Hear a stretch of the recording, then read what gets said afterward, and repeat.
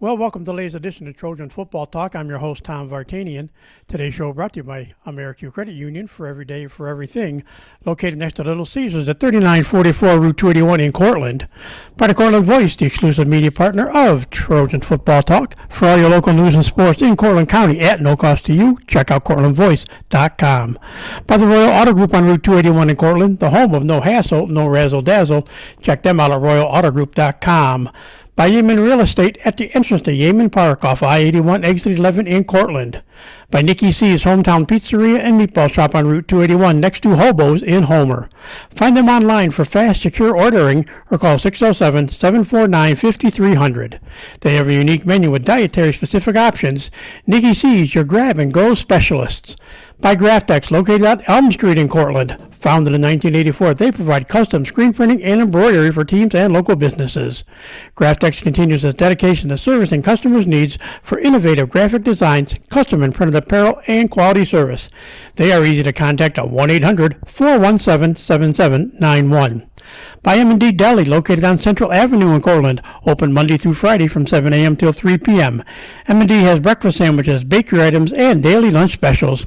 They are also available for catering. Check out their Facebook page for more information. Stop by or call 607-753-TO-GO, that's 753-8646, and look for the new food truck coming this spring. By Crop Growers LLP, the first choice in crop insurance, located in Homer. Contact KC Slade at 607-591-2460 for more information. And by the First National Bank of Dryden at 12 South Main Street in Homer. Safe, secure, and locally owned for all your banking needs. For more information, stop by. Call 607-662-4179 or check them out online at drydenbank.com. While we stay in the early 2000 era, it seems like we're getting, the guys are all teammates now that I've been doing the last few times around. We had Lou Sawilla on not too long ago. Then we had Will Rumsey on, of course, and another member actually from that same class, basically. He's another graduate of 2004. He was a teammate, as we said, of both those guys, and glad to catch up on him today. He keeps texting me, nice podcast, way to keep the 2000s alive. So I said, well, let's see, we got to get you on here and have you talk. So joining me today, once again, is Derek Davis. Welcome, Derek. Hey, Tom. How you doing? Like I said, you're definitely one of the guys that kept following all these podcasts. And I said, well, there's no reason not to get you on here. And, of course, thanks to Morgan Du Bois, that's how I got Will Rumsey and a couple of other guys, too.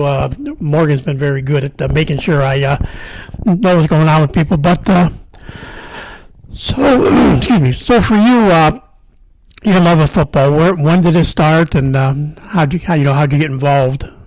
Yeah, so my father was the one to get me involved in football at an early age, mainly watching the NFL, big time Steelers fans. So he was the one to get me into it, and strangely, he actually grew up next door to Coach Norris. So that's where he got his start into football. Was actually Homer football. So I grew up watching the football with him, and then I started like most with the football in third grade, and then played third through all the way through varsity years.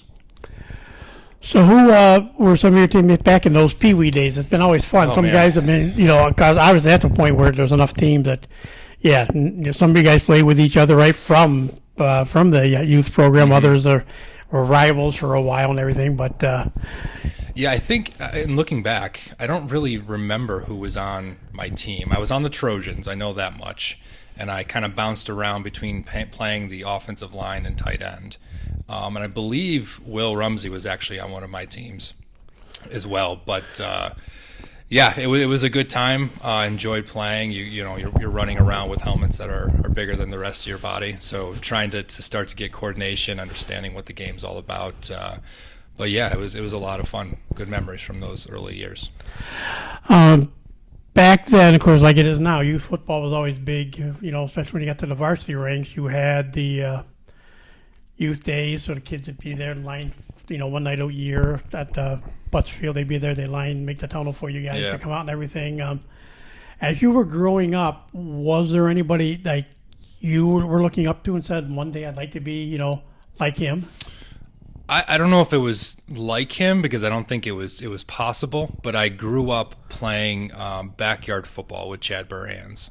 So he was somebody that I always looked up to from a very early age. I played backyard football with him, Tony Keegan, my cousin Kelly Griswold, who was a great Homer athlete, and so I would say it was definitely Chad. It was somebody that, he was a great football player, great mentor, and somebody that I always had looked up to.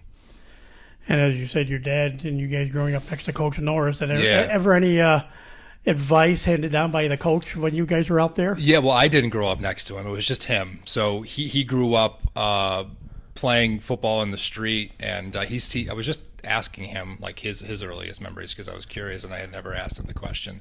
And he said it was 9-10 years old going to Homer football games, and he was encouraged to do that by Coach Norris. So those are his memories, not mine. Yeah. Okay, as far as youth days came and gone, you moved over and started playing, at the junior high level. And, of course, you probably were around the screaming duel there of Jeff DeBell and John Baden, most likely, which I still regret. I never went to watch a junior high practice with those two. You should have. Yeah, I'm sure that they had to be entertaining, but what was it like your junior high days? Interesting. So I grew a lot between 7th and 8th grade.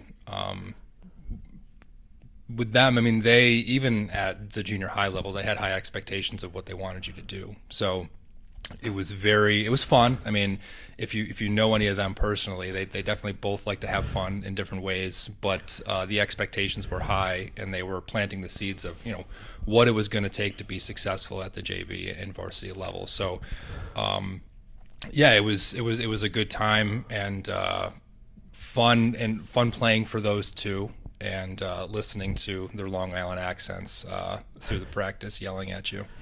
Yeah. Yeah, I know, I spent a lot of time with Coach Baden more around baseball than I did. Like I said, I didn't really get to see him much from football, but everybody I've talked to said that played for him said, yes, you could have fun, but he really expected a lot out of you, and you wanted you to listen, and he expected a lot out of you, but it started, like you said, planting those seeds for moving on up later. Absolutely. Yeah, I mean, there was fairly often you had kids running around the perimeters of the fence because they got to the point where they might have been joking around a bit too much. So the way you put it's very good, where you could have fun, but we were there even in junior high to do a job, as crazy as that sounds. And if you kind of found your way outside of what he found acceptable, you were doing laps around the fence. As we said, the next step from the junior high ranks was the JVs. What experiences do you remember there, as you're getting closer and closer to being a varsity player? What did you kind of pick up those JV seasons? The JV, it was, it's new, right? You're going from the junior high, so now you're in the high school. You kind of, run the show when you're in 8th grade, or so you think you do anyway. And then you get to 9th grade, and you're mingling with the varsity players. And I remember vivid memories of going into the weight room, and you obviously didn't really do that in junior high. So now there's an expectation of lifting, being around the varsity players, and trying to figure out what the new set of expectations are, being in an environment that's kind of foreign. So overall, the JV experience was fantastic. We had good teams back then. We had a good group of guys that we were able to bring to the table in those years, and it was a lot of fun. What did you see as far as the biggest change? Once you that next level, junior high is is a certain level of play, and that's one more that one next step. What would you find out? The big difference was making that jump to JVs. I mean, there's a lot. I would say the physicality of the game. You're now with kids that have almost fully gone through puberty, so they're pretty big, and you're at varying levels. So you're out there with big boys, and the game gets a little bit faster. You're trying to learn a new playbook or an enhanced playbook. It's the same playbook, same set of plays, but it's a little broader in what you're trying to do. So it's bigger and faster relative to where you were. So that was definitely probably the biggest difference between junior high and JV. then finally, 2002, you make your varsity debut. And you came up with, like you come up with a solid class, and of course, it was that change time too. Homer was still in A, so you didn't have all the big guns during that junior season. Started out lost the first 6 games of the year. Mm-hmm. Actually, fell to East Syracuse Manoa, then the Fulton. East Syracuse Manoa was 26-6, 50-22 to Fulton, who was actually a good, strong program back, in the early 2000s. Mm-hmm. Lost a close game to Jamesville DeWitt, 19-14. Then the double overtime loss. Luke and Will both kind of remember this one pretty well. The 38-32 loss and double overtime at Chittenango. Yeah, yep. It was a very rainy day that day. I do remember that. Is there anything when you look back at that game, especially between that the JD game, like I said, was a 5-point loss, and this one, losing in overtime? Was there a point, something there that you think maybe if we'd done this a little bit different, we would have come out with a win, with either one of those games? If I remember correctly, that was so what were the 2 games before that? What were the scores? Because I don't remember the schedule fully. Okay, started out with ESM, lost 26-6, and then lost 50-22, to Fulton. Before that, 19-14 loss to JD, and then 38-32. Yeah, I'll go back one to the Fulton game. That was home, if I remember correctly, and that game. So the ESM game, we were competitive, and I do remember it kind of being a shock where, okay, this is a different level of football that we're playing now. And that ESM game was there, but Fulton, when they came down, we really didn't know what to expect. And I remember seeing the team, and they were a bunch of big guys. And that, out of all the games that I played, I think was the most physical game that we were in. And the fact that we were physically ran over in a lot of respects. I remember there was a set of pass plays that my position ran at fullback, and one of them was I think it was called a fullback special. Basically, you had an offset eye and you run up the middle, and you're over the middle, and then Will would drop the ball over top. And I remember it coming in. I think it might have been the first pass play that I had ran all season. There wasn't anything in the first game. And I got to the second level, and I was absolutely taken out by one of their linebackers. I wasn't expecting it. I got through right onto my back, and that moment was like, okay, hello, this is a bit different. And I actually, in that game too, right, I think it was the next play or a few plays later, same linebacker got the best of me again, and I remember they pulled my face mask up, and they headbutted me in the chin to the point where I ended up having to get stitches after the game.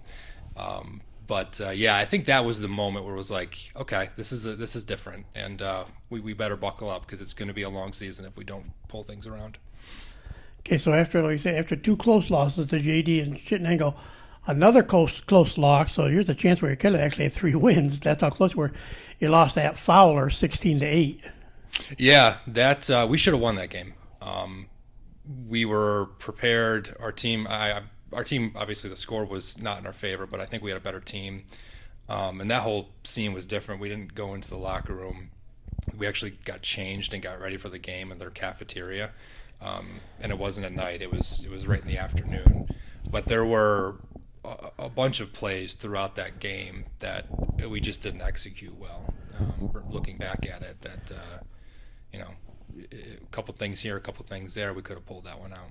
Of course, then it was the last of the 6 straight losses was back at home, and again it was CBA 62-10. Mm-hmm. But it was a game that for a moment there was a little hope. I think this is a game actually when I talked to Joe Casamano, their head coach after the game, said, we were caught a little bit surprised, but we were down. We're down a little bit. We had a couple guys we didn't play that were hurt or something. So it's like, okay, they didn't have one of their starters on offense or defense because they had 22 guys and 11 different guys on offense, 11 different guys on defense, and almost 11 different guys on special teams. So I couldn't feel sorry for him that you're down to 31 guys or some night you're full strength or whatever. But like I said, you were part of Homer taking the early lead and said, here we got a chance against pretty much state ranked team, and I think Paulus was still the quarterback at the time. He was. And Yep. so I mean, you had to be feeling good early. Well, yeah, Coach P we saw him in the parking lot, and he made sure that we mentioned my run. But honestly, that wasn't even. If you go back and look at the tape, it was our line, specifically Merton Smith, who I think was our left guard. So that play, it was a trap play where, again, it's an offside eye, and you basically do a counter the other way, and then the offside guard pulls, and that was Merton. And I remember the first play of the game, I think we did a swing pass to Morgan. He got a few yards, and then that one was called. And I'm like, yeah, there's no way that this is going to work. And I just remember getting the ball, seeing Merton take out the defensive lineman, and then just it opened up. So anybody could have done it. There was a gigantic hole that I was able to just run through, and we got up 7-0. We were living our best life at that moment, and then we got trounced on the rest of the game. But of course, this whole, like I said, 6 losses, but building, it easily could have been 3-3 at this point. Yeah. But ironically, it set the stage for. Actually, it's at the stage that people still talk about the Will Rumsey game. It was warm up at home, get on the bus, walk down the field and kick off. Yeah, you were at Cortland, and come out with the first win of the season, 35-20. And again, it was pretty much Tom Cottrell and everybody said, "Okay, Will, you know what kind of plays we run in this offense, what we want to run." He just basically went up there and watched what the line did, made his calls. If it was an audible, and went straight with the play, and you guys just rolled right out of the gate. Yeah, that was neat. So like you said, we warmed up at the high school, the Homer High School, and we didn't show up. I don't think looking back at it, I think the coaches, we were getting ready, packing our bags to take the bus over, and I think they came out and said, "Yeah, this is what we're doing." And at that moment, it set the tone for what that game was going to be for us. And everybody was excited. It's different. Rolling up in a school bus 15 minutes before the game started and getting out in full pads and helmets ready to go was pretty neat. So we were all excited that the team was buzzing a little bit, and got on the bus, got over there. The game started, and it was actually our 2-minute, not our 2-minute, it was our 2-point conversion formation, which you had a lone tailback, and then there were trips left. So then there was a lineman and someone else, and then I was in the trips out of the left-hand side. So it wasn't even like a normal formation that we would run. It was different, and we had never run that outside of a 2-point conversion attempt. So, getting off the bus and then letting Will take the reins, and he did great. We marched right down the field. I think we scored a touchdown right out of the gate. Had a couple defensive touchdowns that game, and it's a good memory. What was it like, so other than, obviously the different routine to get ready for the game? It was your one and only Cortland Homer game, because you didn't play him the next year because you went back down in B division. But what was you heard? You knew the hype. You heard what it was all about. What was it like getting on the field for that first Cortland Homer game and coming out with a win? Yeah, I mean that was the game for us, right? So we didn't play well, or up to expectation to that point, and we knew that we couldn't go home, especially coming into the game the way that we did. We couldn't go home with a loss. We needed to make that happen, and it was fun. I just remember the energy being different, and I think it was a full team feeling that, we can't let this one go. We got to make it happen, and we did. And, of course, that set the stage for, really kind of like a couple crossover games at the end of the season, because they played them 5 days apart, no less. But that was kind of the home away from home, playing at SUNY Cortland. But you played back-to-back weeks. You played Mexico and won 44-14, and then you played against Phoenix and won 35-0. And kind of more like B, almost. I think they were A's, but they weren't strong A's. But kind of more, this built a lot of momentum to complete that junior season, with those 2 big wins, on a college campus, no less. Yeah, that was fun. I do remember that vividly. Playing there, I think at that point we didn't have the option of playing at the high school because they were taking the grass out and putting the turf in. But I think if nothing else, it allowed us to hit the reset button a little bit. And, we got the win at Cortland and got these 2 wins. and we were going back down to be where we belonged the next year. So it allowed us to have some positive momentum going into the off season. Still have some chips on our shoulder, right, from not being as successful as we wanted to be, not nearly as successful as we wanted to be. But it gave us some good momentum heading into our senior season. And looking back that year, as we said, you were teammates, the whole time through. You were Luke Sawilla, in your class, ran for 927 yards, 8 touchdowns that year. Morgan Du Bois was a senior, and Morgan could do a little bit of everything. He'd be a quarterback, but he could also catch the ball. He could run the ball. He could throw the ball, whatever was needed. Had 483 yards, and you were actually third on the team in rushing with you got 39 carries, 4 touchdowns for 215 yards. So then you got other guys back there as well. Another one of the seniors back there was Pat Odell and Jeff Calton, Chris Johnson, Matt Weatherall, Jason Lawrence, and of course your teammates again. Blaze Sanders, kind of interesting. Logan Malsey got a carry. Logan ended up turning around being a lineman after. I think he went on to be more of a linebacker. Logan. He was a good baseball pitcher too. So bringing it to baseball, and I played youth sports with him all the way through my senior year. But he made the transition to line, but he was nasty. I remember a couple times where he was quick. And he was able to bust through the line and make a tackle or run over the running back on multiple occasions. So it was fun watching him. And, of course, Will Rumsey was the quarterback, completed, 46 of 100 passes for 548 yards, 3 touchdowns. Morgan Du Bois actually completed 8 of 20 passes for 175 yards, another 3 touchdowns. This was this was where actually Will was taking over as the starting quarterback, that junior season. What was it about him do you think made him such a good quarterback? Because he did go on and, had a very nice 2-year career as a starter. So Will was I'm sure he still is, a great communicator. So he commanded the huddle, right? He had the respect of everybody, and he was a good athlete. So you really can't ask for more out of a quarterback, and he knew the playbook through and through. So if somebody was out of position or had a question of what the responsibility, he knew everything. He was like the playbook was in his mind, and he could just tell you what to do. So I think, if you're going to point to one thing outside of the athletic ability, was his ability to communicate.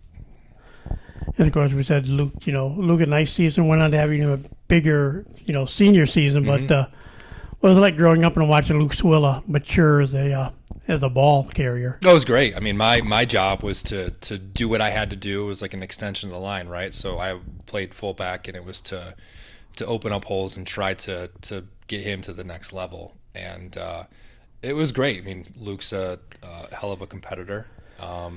He was fun to play with. It always we pushed each other. A lot of the times in the off season, it was him and I in the weight room together. So it was fun. It was fun playing with him. And then as far as extensions of the line, we'll just stay with an extension of the line. He was a tight end, but it was his senior year.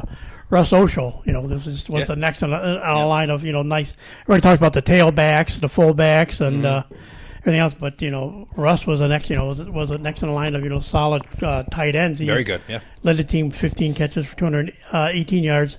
Then it was actually interesting. You and Morgan Du Bois shared the next most catches. You each had 13 on the year. Morgan, I think, a little faster, a little bit more shifty at times. Ended up 182 yards and didn't score a touchdown. You only had 102 yards, but you did have a touchdown among those group. And then, of course, next guy in line was a guy that was going to turn around and only had 6 catches, but it was 150 yards, 25 yards average, caught 3 touchdown passes, and it just catapulted him into his senior season. Brian Hart. Oh yeah. Brian was great receiver. What about Oshel though? As a tight end, what was it like about him? And I mean, he had good size too. 6'3", 190. Yeah, that was different, right? So especially on our team, there weren't a lot of guys that were that big, and so he could do both the blocking and the pass catching. And when you're going from the tight end position over the middle, or running his route tree at 6'3", that's a big target. And he had good hands and a good athlete too. I think he went on to play lacrosse at Lemoyne after. So you mix all that together, it's no wonder he got the results that he did. And I'm just fighting. I don't know. I guess it's not actually the same page. Never mind. I'm trying to get this page flipped over, and it wasn't working. But then also defensively, you're said as much a defense. One of those linebacker types, and you had one interception. Of course, Luke had 5 of them, but you had an interception on the year, and actually were one of 8 different guys, 8 fumble recoveries.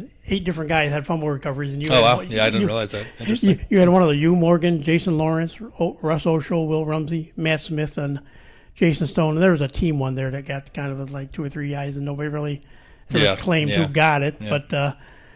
But so I mean, it was what was it? Was it like like on one side you're the big bruising fullback, and then on the other side you're the one of those linebackers that, did you play the inside, outside? It was outside. I played inside one game. I think it was a Chittenango game, actually, if I remember correctly. But it was mainly outside. And, I kind of, going back to the early days, I didn't really hit my growth until I was like in 8th grade. So I was on the line as a tiny kid. I played a little bit of tight end. And then as I got bigger, and started to enjoy the physicality of the game. I enjoyed tackling. I enjoyed hitting people in that aspect. So as great as it was to be on offense, being on defense and being able to, your main priority at that point is to find the ball and go tackle the ball and be physical throughout the process. So it was great. I love playing defense. I love playing that position specifically. In the responsibilities that you had at the outside linebacker spot. And of course, you mentioned a couple of the linemen that you played with. Of course, you just sort of hint that Logan Moss, he could play he could play like a fullback spot really if you wanted to. But he had number 46. He also had number 75, which you knew he was kind of getting room to play some line at the same time. But some of the guys that were linemen that year on the senior side had Matt Smith, Travis Young, Jason Stone, Sean Allen, as you said, Merton Smith was there. Another rather big boy, Jamison Lawton, was one of the seniors just that year on the offensive line. Yep. Yeah, it was a good line we had that year. And then, of course, your teammates, which were equally good. You had Charles McTavish was there, Brad Satowski, Dan Lynch, a young Coach P now. David Pacilik was the center, actually. Brian Zarnecki, Pat McLaurin. And also Max Benz, where they were juniors, and you actually had one sophomore, another one who came up and had a pretty good 3-year career on the line, and both sides of the ball, Jake Sauter. Yeah. The line was great, and it was fun watching all of them, and being a little undersized, but with the new Coach P's attention to detail and technique, I think that they were able to. They were able to, overcome the lack of size and just focus on the position and the skills it takes to fulfill it the way it needs to be. And as you said, that was if you recall, it was Merton that sprung you on the trap play. Was he your favorite guy that, whether you were running or blocking, was Merton, or did you have of these guys, or was there a couple guys you just said, I know I'm going to get yards if or I know, I'll be able to, get to the second tier, who was blocking, block in front of you? Yeah, I think the best way to answer that is, when you had the right 5 guys in the line, there was not one that, and this is for the whole team, it's not just for the line. I mean, like I said, I thought of myself as an extension of that. So it's hard to pinpoint one because one person's not going to be able to do the job of everybody. And the only way you're going to be successful is when everybody's working in unison. So I think, I mentioned Merton specifically, but if you go back and look at any time we had success, it was when everybody was clicking. And it's hard to point to one person because it was everybody working in unison.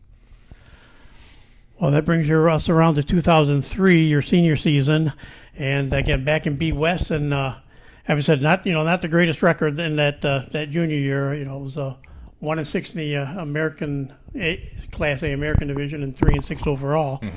But the next year back in Class B, didn't start the way you guys wanted to. Open up the season at Solvay with a 30-16 loss, but ended up on the year 5-2, 5-3 overall. Yeah, not bad. Better, not what we had hoped, but better than the previous year. But after that Solvay game, it was that all 5 wins came right after that loss to open the season. Solvay opened up at home against the West Hill. Yep. That was a 34-30 victory. What do you remember from that big win there? I remember West Hill being a good team, and I remember I think we had one or two unintentional onside kicks where we were kicking off. It might have been to even open the game, and it just happened to be a low line drive, and it hit the front line on the West Hill side, right in the back, and it bounced back to us. So I remember, it was one of those moments where you're like, okay, that's luck, but we'll take it. And we must have some type of good fortune on our side. And I think that win showed us that the trend, after losing to Solvay, which I think was the opening game, the trend was gonna be different, and we were gonna be able to make the season different than our junior year was. So after the close win over West Hill, it was a 39-7 win over at Marcellus, 24-12 win at Skinny Atlas, and then back home for wins over Jordan Alberts, 29-0, and 53-13 over Bishop Ludden. That was the last home game of the season. So senior night was a very healthy one. But like you said, you guys were riding momentum. 5-1, and with one league game to go at that time. Yeah, I think that was a result of a lot of us both. We didn't have one unit playing offense, one unit playing defense, one unit playing special teams. We basically all played all 3 phases, and you're on getting to the tail end of us, the core group of us playing together for a long period of time. So I think it clicked, and we figured out what worked. We figured out more than we had the roles and responsibilities of each players, and we owned them. And that little win streak was a result of that. Then, of course, unfortunately, the closing out the regular season on the road, everybody's favorite trip. I hated driving that trip when I had to go to it all the way up to Adams to take on South Jefferson. Which, I do remember that game. Which was a different time zone. I'm not sure if this is the game that Coach Whitten almost got thrown out of or not. One of the games I remember, South Jefferson, he had a few issues with one of the officials. I remember.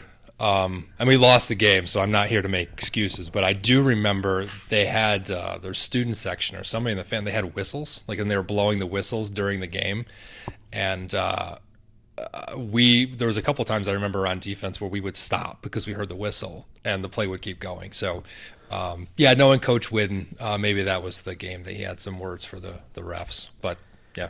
What are you going to do? We still lost the game. Yeah, it was 34-19 loss. Yeah. So you kind of wonder if 6-1 compared to 5-2, where it had been seeded. If it would have not led to the first round game against Oneida. Yeah. At Oneida, and of course this was the once again the Stingers had bothered Luke off and on all year, and all of a sudden, he didn't play because they thought he was, but then he found out found out this word got late or however it worked out.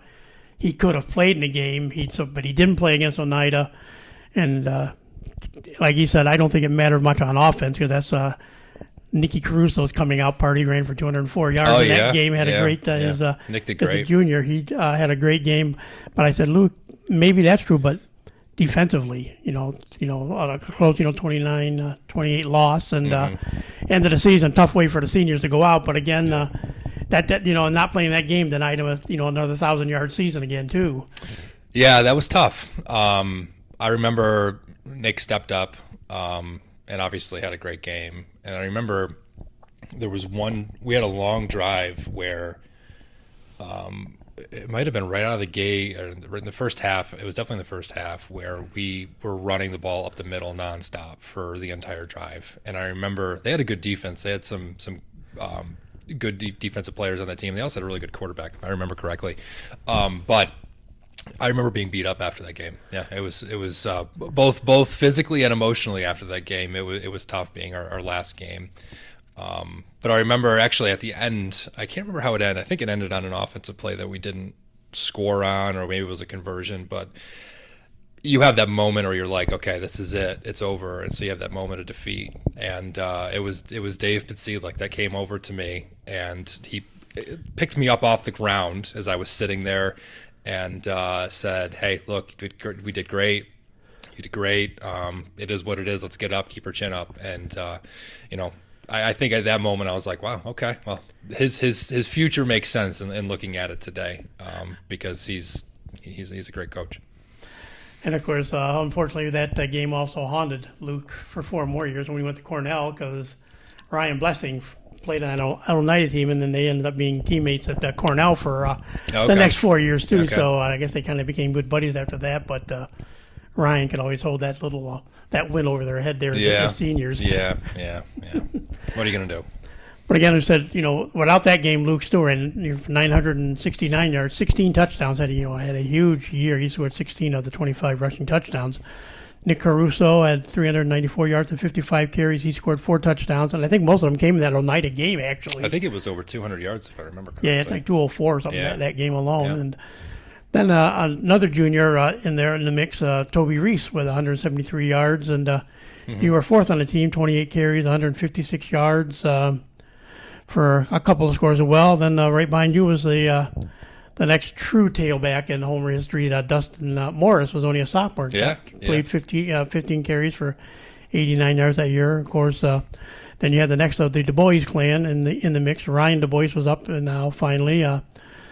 Another couple guys that got some carries that you never really expected. But Ben Connery got a carry. Kevin Holmes, I remember Kevin Holmes quite well. Yep. Brian Bruce, who actually, as much as he played good on offense, had a great defensive run. And then, of course, Logan Mosley did get a carry in there. And, of course, Derek Hartner also got a little bit of quarterback time behind Will. He was looking to become that heir apparent to Will. But what do you kind of remember of the rest of that running back and rushing crew that year? I mean, obviously it was deep, right? When you have Luke and then you had Nick, just very top heavy. And then even beyond that, there were a bunch of good athletes. So, I mean, I guess remember, if nothing else, it just being deep and being a very athletic group of guys. Again, Will Rumsey, a great year, passing 60 completions, 114 attempts, 889 yards, which is a rarity at Homer. Throw for almost. Yeah, and I think yards. a lot of that went to Brian Hart, because I think he had a pretty good year his senior year. Yep, Will had 8 touchdown passes. 4 of them were to Brian Hart, who had 18 catches for 360 yards, average 20 yards a catch that year. And like I said, Brian kind of set the stage that junior year, but he really was coming out that senior year. Absolutely. Huge. Then as we said, the tight ends changed, the names changed, but they still proved to be pretty proficient. The first of the Connery clan, Ben Connery, had 14 catches for 174 yards.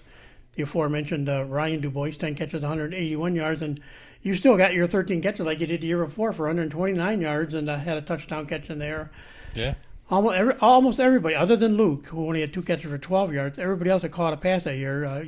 Toby Reese also caught 6 passes, other than Brian, who had 4. All the rest of you had, 1 touchdown, other than Luke. Yeah, I told Luke. I remember we went to a football camp, I think that summer at St. Bonaventure. And it was us, Baldwinsville, and Onondaga, and we went through the entire camp with Mike Hart, who obviously was very successful in his own right, both in high school and then at the collegiate level. But I remember talking to Luke, because Mike Hart didn't do any of the tailback drills that entire camp. All he did was focusing on his receiving skills. And I remember telling Luke, like, maybe you should do that, man. You got to go out there, work on those hands a little bit, and catch the ball a little bit more. Which kind of tongue in cheek, because I think he did a pretty good job once he got to Cornell with catching the ball. Yeah, he caught the ball in the backfield. After that freshman season, sophomore and junior years were fantastic years. As far as a runner, but also he wasn't in that pass mix everybody, like those passes out of the backfield and stuff. And of course, for him, he was finishing the top 5 all time as far as rushers at Cornell. And as he said, he didn't brag about. He didn't want to brag about that, but he said, again, his senior year, though, the same thing that bugged him before. He had little hammy issues, I think it was his senior, had a senior and kind of an extended, redshirted after like 3 games that first year, senior year at Cornell, and came back. But it's fun, just senior years for Luke just ended up, even though they were good, they just kind of weren't what he had hoped in the end. Yeah, well, I mean, you take what you can get, right? So, and I'm sure if you said that to him, he's grateful for what he had. As we said, this group, said the turnover was there. Like I said, Derek Hartner was the backup quarterback really to Will Rumsey. We talked kind of about the guys in the backfield a little bit, but and there was a Burhans out there. Tyler Burhans was a senior who was a wide receiver there, and as we had Brian Bruce, Toby Reese making their first forays into what they're going to do down the road. But offensively, some of your classmates again. Charles McTavish was back on the line. Logan Mawsey did go full time at the line this time around. Dan Lynch did as well. David Pasilic, Brian Zarnecki, Pat McLaurin, and Mac Benz. Those were the seniors on this offensive line, and it's a good group. I mean, if you look at the history and the lines we've had. Regardless of size, we've had a bunch of good lines because they know what they're doing. They know the technique, which starts at the coaching level and obviously has continued throughout the years. And, of course, then there's another once again, like sophomore, starting to, it's only 5'8", but 235 pounds. A sophomore, Nate Lyon, was on the line this year. Some of the juniors that made the step up as well were John Golly, Brandon Jones, Tyler Eaton, Sean Kraft, Shane Wilson, Jake Sauter back for a second year in the offensive line. So, I mean, there was a nice mix of, the seniors, but also like that juniors, and then said the emergence eventually of getting his debut of Nate Lyon. Yeah, I mean, that's how it goes, right? You need those juniors to step up because they're the future. So, and some got a little bit of a taste in 10th grade coming on the varsity side, which clearly worked and has worked because it propelled them into a lot of success over the last decade. Well, I guess it's more than a decade now. 15, 20 years, I guess. It's provided a lot of sustained success for the program over those years.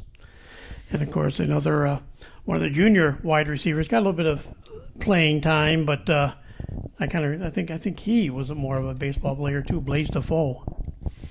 I don't think Blaze played. He played basketball. I don't think he played baseball, but had good height. 6'3", 190. Yeah. So as you said, second that your 2 years have come down. Like you said, you kind of gave us a hint of what it was like that. What happened. After that loss against Oneida at the end and stuff like. But as that year was going and you guys were on the winning streak and like you said, closed out the way it did, but. What was it like, every time you played a game center, one more game closer to being, done playing football for Homer? It's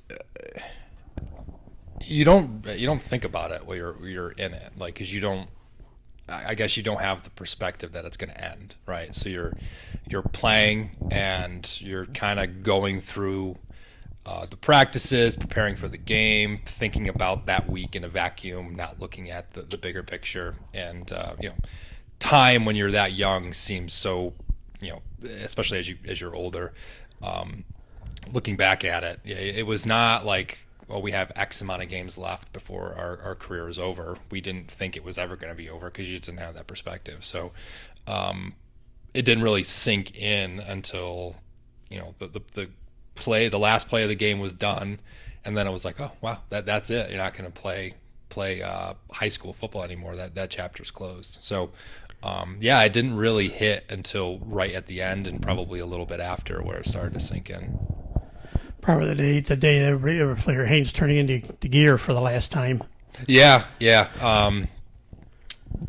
I don't remember that actually. I remember the bus ride home. I remember having to go in, but I guess, if anything is burned into my mind, it was more of the sitting in the locker room after, because those was always fun times, right? A lot of it is the camaraderie, hanging out with the guys, and that was the last time we were going to do that in that setting. So, if anything, I think that was okay, this is real, and it's time to move on.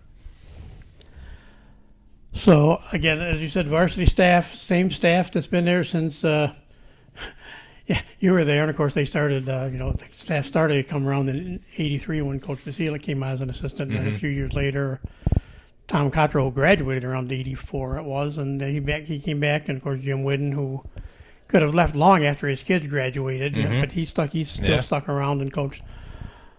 What was it like playing for those guys? Kind of with Coach P. I always joke, you always call him the ever ready buddy. He just keeps going and going. He has kind of one demeanor. Tom Cottrell, as far as the offensive coordinator, a little bit different demeanor. Yeah, yeah. But very intense on that. And more and more, I think it's more of a lineman thing. I'll say it's probably more of a lineman thing, but it wasn't just linemen. But Jim Whidden was kind of like that father figure to everybody. He's always was a guy that kind of had been through. He played Division I ball, and he kind of really had a good background. But yeah, he was always the one that would tell us, "You guys have no idea how good you have it. Like you're going to miss these days after you're gone." And we're like, "What are you talking about?" But and as you get older, you're like, "Yeah, he was 100% right." But no, it was a great coaching staff. I mean, I personally learned a lot from all of them. Like you said, they all brought a little something different to the table, but they all had rightfully high expectations of you being a part of the team, and they let you know what those expectations are, and they were appropriately hard on you to ensure that you were doing your job and trying to bring the best out of each individual player. So only fond memories. What was it like that first night? Like you said, you went to some home football games when you were younger and stuff. But what was it like that first time walking down the blacktop path to Butts Field on a Friday night with the lights on, your game uniform on, and what was it like walking down there? They got the fans when you get closer to the gate, the fans are there and everything. What was that first walk like as a varsity player? I don't even recall that. I remember doing it. I don't remember the first time. I guess pride, right? So you're part. It's an extension of the community. So it's a community event. Friday nights always have been, and now you're a part of it just in a different way. So have the uniform on. You're representing your school. You're representing something bigger than yourself. So and it's also you start practices in the summer. You're going to the weight room early in the morning. You're on the track. You're putting in a lot of effort, a lot of time into it. So it's kind of all of that work coming to a head where, okay, I put in the work, I've practiced, we've got to know our teammates, we know our roles, we know our responsibilities, and now it's time to go out and see what we can do. So I guess anything, if I'm going to sum it up into one word, it would be pride. Just to be able to do that. And I know it just is something that harkens back to guys like I've talked to, like Larry Brady, even Jim Curry, Dave Medeiros, Bob Avery to a degree. Those Fridays are always special in school. You're walking around school all day long with your jersey on too. That was fun. What was that like? Intermixing with all the everybody else, they're the fans of the team and stuff. Yeah, it's like I said, I guess it's a sense of just being a part of something bigger than you, and you're representing your school. There's the whole community aspect of it, which I think after I graduated, there has been success, like we talked about, with the football program and all athletics for that matter. And I think that Blue Pride spirit, the broadened sense of community around the district and whatnot has grown exponentially. And I have two kids that are one's going to be in the school system now, one's going to play flag football in the fall. So it's great to have that, and to be, like I said, I keep saying it, to be big part of something that's bigger than you. And like you said, it's always been there, even through the tough years. Now, it's the successful years, even though you notice a little, so maybe it's kind of sometimes a little bit more, but just, wearing that, that having that name Homer on the jersey, and, just the community, growing up and playing for this community, what their devotion. I mean, you get the crowd would be some of the biggest crowds to be. You'd have me at road games. You know, a lot of times Homer fans would outnumber the home fans. Yeah. What was it like to know you had a whole community behind you all the time? No, it's just fun. I mean, it's you everywhere you go, like you said, the community traveled well. It was a great feeling knowing you had that support through and through. So it was great. You mentioned a little bit the off-season conditioning, especially the summer, the weight room, and all that kind of stuff. Some guys say, a lot of people say, it's very important. Others kind of, some people they weren't there as much. But how important did you see doing that off-season work, and especially in the summer, to prepare and be ready when that first day of, preseason came around in the fall? Yeah, it's extremely important for many reasons. Like we talked about the camaraderie. So you're getting to know your teammates. So you're getting to know people on a personal level. You know what motivates them. You get an idea of their work ethic. You can, see somebody's work ethic and then try to raise yours to meet that.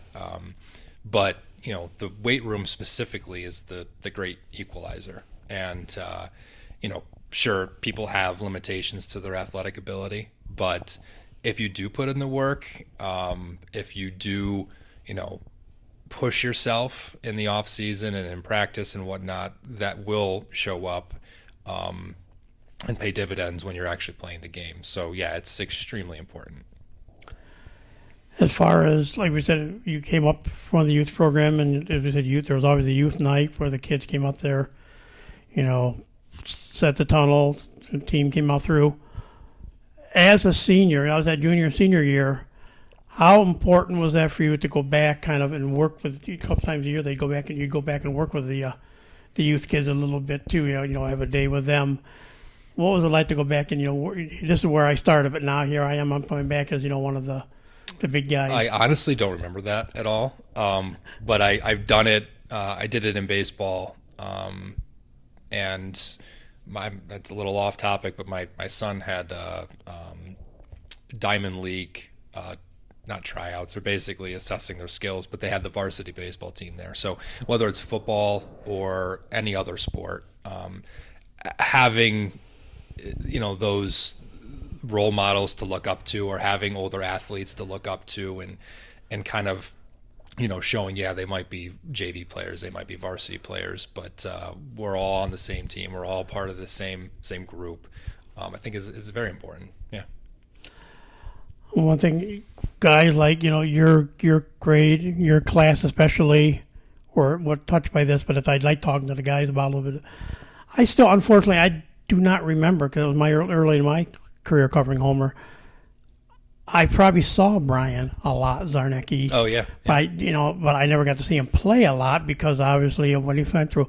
Mm-hmm. What was it like, being a classmate of Brian, watching, knowing what his, everybody says his potential was off the charts, or what he could have been as a player, but to watch him go through what he had to go through, especially as, not being part of the, being out there for your senior season, but then at the same time, watching him come back to graduate with you guys at the end of the season, didn't, die shortly after that, but came back for graduate. What are your memories of what Brian Zarnecki has meant to Homer football, even though he didn't have the career he liked? I mean, he was, first and foremost, he was a physical specimen. I mean, I remember he was on varsity as a sophomore, I believe, and we would get together, the JV team, and go to those games and watch him play. And he was just big and mauling, and you could tell that the future was extremely bright because of how much he knew about the game and, like I said, his physical abilities. But he might not have had the impact, I guess, that he would have had if he was able to play on the field. But it was probably more in terms of being an inspiration for our team, somebody who we wanted to go out there and play for, that we knew he would give everything to be out there with us. So yeah, it was an inspiration, and he was a great guy. Do you think he'd appreciate what goes on now or not? Because like not long after he passed, they came up with the Brian Zarnecki Award. Mm-hmm. And that's always at the end of preseason. There's a player that gets the honor. If they want to wear the 68 jersey, they can. Yeah. And I know a certain guy like Anthony Vasile said, I'm only going to wear it for a big game. He was one of the Zarnecki Award winners. He only wanted to put it on for a big game. He didn't want to wear it every game. He didn't think it was right to wear it every game. But just, knowing a little bit you did of Brian, what do you think he would think now of all this hoopla over his jersey? Probably not love it. I mean, he was humble, but it's a necessary thing to have because of what he represented. So, yeah. And finally, I guess what a big good question. Like I said, you got two kids that are going to be growing up, and getting ready to come into the school system and everything. But what advice would you hand down? Not only like you'll do it because you got kids now, but to any young player, or junior high player, JV player, varsity player, that going to looking to conclude a career. What advice would you hand down to them to help them make that just be a little bit better? Well, two things, I guess. The first, like I said earlier, is practically the weight room is a great equalizer. When your coaches say that to you, they're being absolutely genuine, and if you want to separate yourself, get stronger, because it does make a difference. And then the second thing, I guess maybe it's the dad in me, the wiser version of me talking, but it's to be present. Like I said, you don't realize that it's going to come to an end, or you're not able to comprehend that it's going to come to an end. And the games, those are where the lights are on and it's fun, but it's all the other stuff, the summers, the practices, and being present for those is where you are able to draw a lot of those memories from. So, get stronger and be present, I guess, would be my words of wisdom. Okay, well, Derek, once again, I want to thank you for taking time to sit back here and talk to us a little bit, go down memory lane a little bit with football. My pleasure. Thank you very much. And that'll do it for this edition of Trojan Football Talk. Today's show brought to you by American Credit Union, for every day, for everything, located next to Little Caesars at 3944 Route 281 in Cortland. By the Cortland Voice, the exclusive media partner of Trojan Football Talk. For all your local news and sports in Cortland County at no cost to you, check out CortlandVoice.com. By the Royal Auto Group on Route 281 in Cortland, the home of no hassle, no razzle-dazzle. Check them out at RoyalAutoGroup.com. By Yemen Real Estate at the entrance to Yemen Park off I-81 exit 11 in Cortland. By Nicky C's Hometown Pizzeria and Meatball Shop on Route 281 next to Hobo's in Homer. Find them online for fast, secure ordering or call 607-749-5300. They have a unique menu with dietary specific options. Nicky C's, your grab-and-go specialists. By Graphtex, located on Elm Street in Cortland. Founded in 1984, they provide custom screen printing and embroidery for teams and local businesses. Graphtex continues its dedication to servicing customers' needs for innovative graphic designs, custom and printed apparel, and quality service. They are easy to contact at 1-800-417-7791. By M&D Deli, located on Central Avenue in Cortland. Open Monday through Friday from 7 a.m. till 3 p.m. M&D has breakfast sandwiches, bakery items, and daily lunch specials. They are also available for catering. Check out their Facebook page for more information. Stop by or call 607-753-TO-GO. That's 753-8646. And look for their new food truck coming this spring. By Crop Growers LLP, the first choice in crop insurance, located in Homer. Contact KC Slade at 607-591-2460 for more information. And by the First National Bank of Dryden at 12 South Main Street in Homer. Safe, secure, and locally owned for all your banking needs. For more information, stop by, call 607-662-4179, or check them out online at drydenbank.com. Once again, thank you to Derek Davis for joining us today. And I'm Tom Vartanian. Thanks for listening, and we'll talk to you again soon.